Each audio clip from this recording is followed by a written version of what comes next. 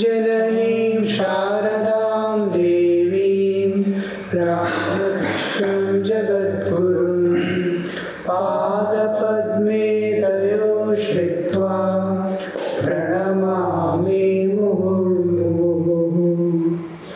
परतत्त्वे सदा लीनो रामकृष्णसमाज्ञया यो धर्मस्थापनरतो वीरेशं तं नमाम्यहम्। ॐ ब्रह्मादिभ्यो ब्रह्मविद्या सम्प्रदायकर्तृभ्यो वंश ऋषिभ्यो महद्भ्यो नमो गुरुभ्यः।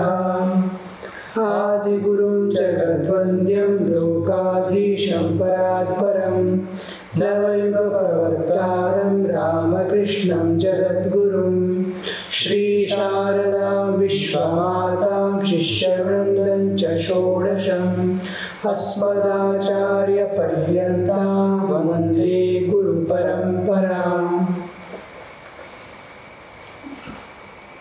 Yes. We were contemplating on Upasanani, Saguna Brahma Vishayaka. What is Saguna Brahma? We saw all existence, what we understand, what we can think of, what we can imagine, what scriptures say, including the scriptures. Scripture Vinayakananda, as long as scripture is concerned, it is Saguna Brahma. Nirguna Brahma is only realization what we get in the Nirvikalpa Samadhi. We are passing through the three states, Jagrata, Swapna, Sushupti. Apart from the three states, there is the fourth state called Turiya. Turiya has many different levels of consciousness. So many types of samadhis are there. Beginning with just a spiritual awakening, he sees the glimpse of the light directly with spiritual awakening, and it travels through the Saguna, Sakara, Rupa, Darshana, and ultimately merges in the Nirguna, Nirakara, the Nirvikalpa, Savikalpa, Nirvikalpa. In between, so many dimensions we pass through. From the waking state, the Jagrata Avastha, to first spiritual experience, the turning inward, traveling through the Annamaya, Pranamaya, Manomaya, crossing the Manomaya. You will have the first light, you see the first light of the consciousness, first time in your life. And it's the first time in your lives that you have passed. Since we come to the inside the nature, till the spiritual awakening is continuously in the nature, Prakriti. He is a product of absolute existence, yet having come inside the relative existence, he is moving about as bodily existence. He has only body. He is body. And when he is not body, he is not aware. He is not body only when he sleeps off. And when he sleeps off, he is not aware whether he is there or not. So this is the state through which it passes. Lives after lives roaming about. Then somehow the slow evolution to divinehood. Because the tendency, the tamas is, what exactly tamas means is, I don't want to change myself. Though all opportunity is given, I want to be like this, like it is in tamas, like a stone, like matter. It doesn't want to change. Just what we call inertia in our science. Unless compelled by an external force, it will not change its state. Whether it is a state of rest or of motion. If it is in motion, it continuously moving till another force opposes it or suppresses it. If the object which is there in at rest, will continue to rest unless compelled by another force which is making it move. This is called an inertia. That inertia, man doesn't want to change. That unwillingness to change. Otherwise, it is smooth path of evolution. Smooth path. Within a life, man can complete going back to the source. Sri Ramakrishna assures, and he says, if not God realization, this and that, at least every human, by the virtue of having a human, possessing a human body, irrespective of karmic loads and vasanas, he can know himself, who he is. Atma Jnana he can attain, irrespective of all factors governing his existence as a human being. So, how much we have the opportunity to transcend and go, but we are unwilling to go. Holding on to small things of life, we spend the... and I have an understanding of myself, and which ascertains, our ego ascertains that I am all right, I am right.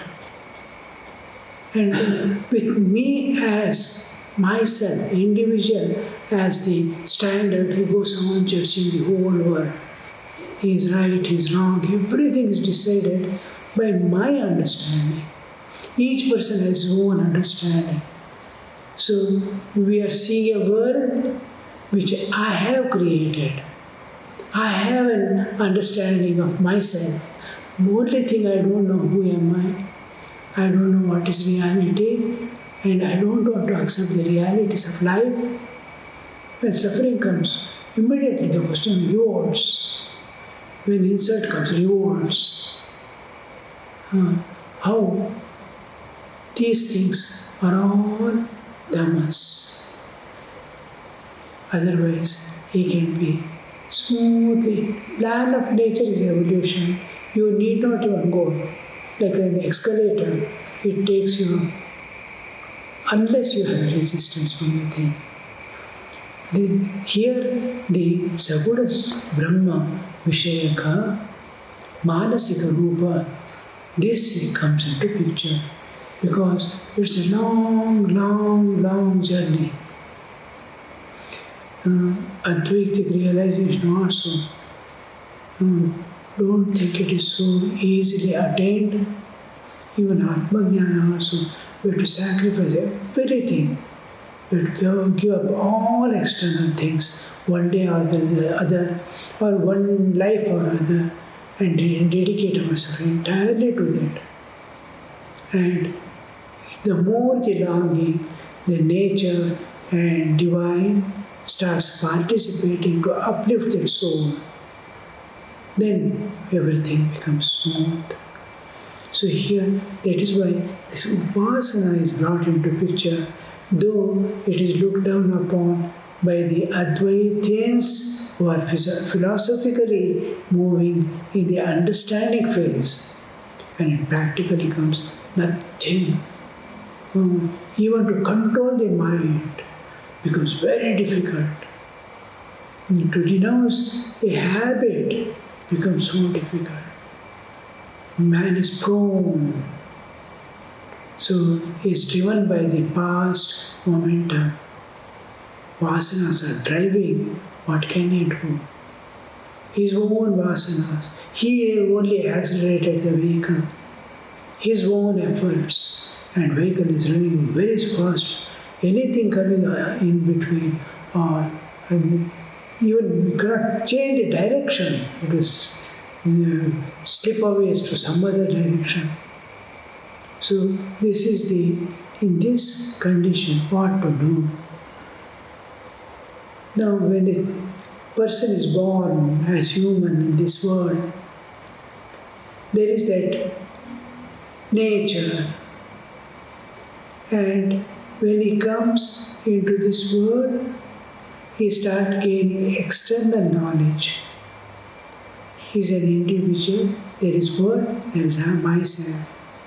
The past, as he grows, the past samskaras goes on unfolding because a child doesn't have the capacity or it is not mature enough to put out all the vasanas at a time. He is able to standing vasanas, what can he do? That alone works out. When he is able to run, when he is able to observe, when he is able to earn, when he has become fully youth, or one by one stage, as the Balya comes into, what is Balaka's nature? All that nature projects out, which he has cultivated. Each child has a different nature. Some hide the toys, some freely give away the toys. The nature is similarly, till he is full youth, around 25, 26, his bodily growth is complete. 24 is complete bodily growth. Till then, the whole vasanas goes on. As its growth, as the knowledge enhances, all the vasanas come out. Now, this is the whole thing in which man is bound and is holding.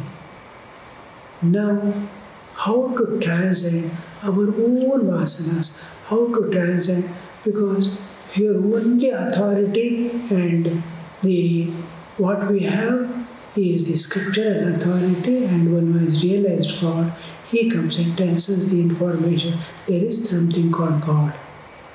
Otherwise, there is no existence of God. Not even if there is no proof for existence of mind, except I have one. With mind can never be seen of anybody's. There is no proof of existence of mind. Only proof is I have a mind. So minds exist. Like that God is there, no proof, only what the enlightened soul says and what the scriptures depict. That's all the thing. Now, when he comes into this world, he has so many desires. He sees the world and he wants this and that. Because vasanas are demanding. But his vasanas, each time he yields to a vasana, even getting angry, getting intolerant, looking at a particular thing in a particular way, drishtikona, all this counts. This is vasana. He is seeing that in that way. This is vasana. So he wants many things, and each time he moves towards the fulfillment of vasana, he is watering it, and it is growing fresh. And again, it is increasing its power. So scriptures say, control, sanyama. First thing is what is taught, sanyama. And where does this sanyama begin? Vak nirmudha. And then one by one, what is happening in mind has to be controlled. Vak comes from the mind. So there, first restriction. Then think what you want. I want wealth. Yes, then go in this path alone. You earn money according to dharma. So dharma is first taught to the child. Next need is artha. He wants money to enjoy, to live. So according to dharma you go. So dharma is taught, and then this we see in the Vedas as karma kanda. And the extension of this karma kanda at the lowest level is taught to us by the smritis, Manusmriti and all the smritis tell us from time to time, according to changing times, the man has to change himself, his ways and things. So with authority, as Vedas, smritis can never go against the Shruti. Shruti is the Adhara. Any smriti going against the Shruti is invalid. So at all times, so it goes most with Shruti. So it's always for Jiva Kalyana. Now, you have desires, go. This is karma kanda. From there we come to the middle age, where I fulfilled all my desires. What I wanted, artha, then kama. I have so many desires to fulfill. All kamanas.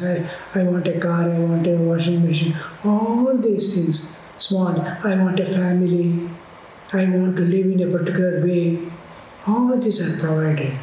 I want a bungalow, I want this. You enjoy, possess according to your means. Don't go beyond the means because your neighbor has 2 cars. So limit yourself to stretch your legs only to the extent of the area that you have. So this is brought into picture. This is karma kanda.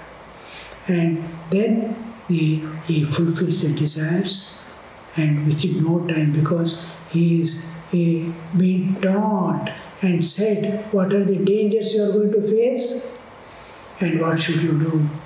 All these are taught in the Gurukula.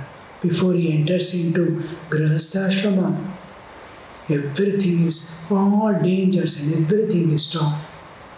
Now this he immediately understands. Oh, all I have experienced now, what is there in this world, what all enjoyments I can see, what all things I can possess and know, I knew. Now it is my time to retire. So all these times he has been doing so many yagas, yajnas and all for fulfillment.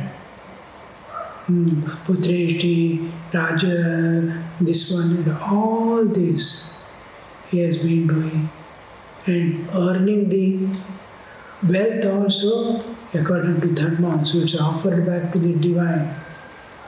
So he remains untouched by the karmas and then passes through the phase of enjoyments, and now it is time for him to slowly withdraw and prepare for the Vanaprastha, to leave everything, total dependence on nature and God. So he enters for preparation into Vanaprastha. Most important part is Upasana. Here when it comes to the Upasana, because it is still the Nirguna Nirakara Advaita is far, far away from his reach. Because he is still having duality, and duality is I-mine is most important. And all these years, all this part of life was I, mine and for me. Everything was for me. Now slowly that for me is declining, but I and mine is still remaining. So as long as I and mine is there, I am a body. Each time when we get angry or dislike something happening, or you feel hurt when somebody insults, immediately it's a sign you are body. Get rid of body awareness. We try to control the external situations, leave ourselves, freedom. They leave the world as it is, and immediately, oh, I have still body. That's why this pain has been given to me. So here slowly we enter into the Upasana part. Here Upasana is same karma what he was doing all through as with backed by desire, an intention, a resolution. It is resolved for this particular purpose I am doing. Even papakshayartham. All this ends now. Now he does the same thing without any intention for the love of God. Here comes into the entry into the Saguna, Sakara, Rupa, Upasana. And its Manasika Though it is Manasika Rupani is given, the most important participant is love of God, bhakti, dedication, self-samarpana, with an attitude of surrender. We will continue in the next class. Om Shanti Shanti Shanti Hari Om Darsat Shri Ramakrishna Panamastu.